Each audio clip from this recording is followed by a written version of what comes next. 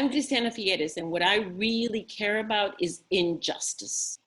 I care about that climate change is unjust to young generations. I care about the fact that climate change is unjust to those who live in the global south.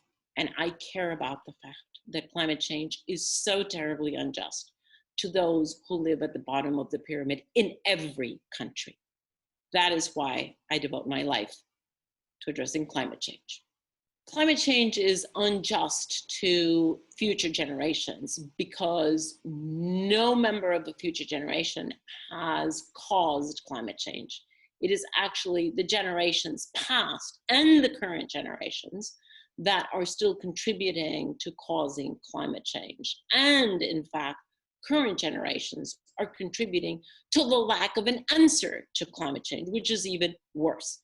Because my generation is the first generation that totally understands the science. We have all the science, we have all the technologies, we have all the financial resources, and we know what policies work. So for me, this generation, my generation, is the one that has the responsibility to at least change the course of the economy. We will not finish the job, but we definitely have the responsibility to change the course of the economy so that future generations do not have to live under the worst impacts of climate change. Climate change is also very unjust, global north versus global south, because it is not a myth. It is not ideology to say quite clearly that climate change was caused by the industrialized countries. It is the industrialized countries that have benefited from the burning of fossil fuels, and that is why most of the responsibility of climate change is on the shoulders of developed countries. That does not deny the fact that from here on out, we all share responsibility, because now we all know what the consequences are of burning fossil fuels. We didn't know that 50 years ago. We didn't know it 100 years ago. So industrialized countries cannot be blamed, but they have to be held accountable, because that is where accountability lies. Henceforth, we have to also recognize that all countries, especially the large emerging countries, are increasing their responsibility for greenhouse gas emissions, and hence they're also not exempt of responsibility.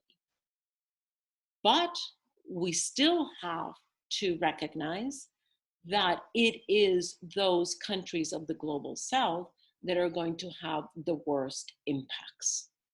First, because geographically, that is the way climate change will play out. And secondly, because developing countries have less resources and less capacity to face the onslaught of climate change. So we have a huge injustice here, north versus south. And the third piece, why climate change is unjust, is because those people in all countries, and they're rich people in every country, this is no longer a north and south. This is now a socio-economic divide.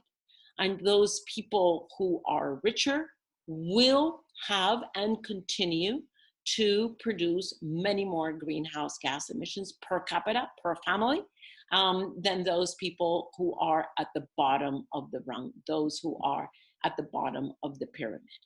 And yet, again, it is those at the bottom of the pyramid who will experience the very difficult impacts of climate change. And we're seeing it in coronavirus, aren't we?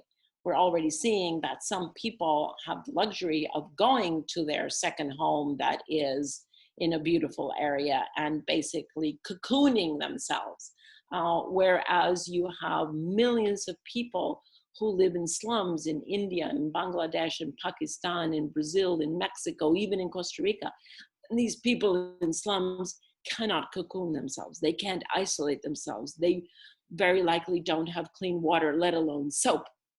So the socioeconomic divide that was already with us, the inequality gap that was already with us is only being exponentialized now with coronavirus and will get far worse with climate change if we don't address it in time.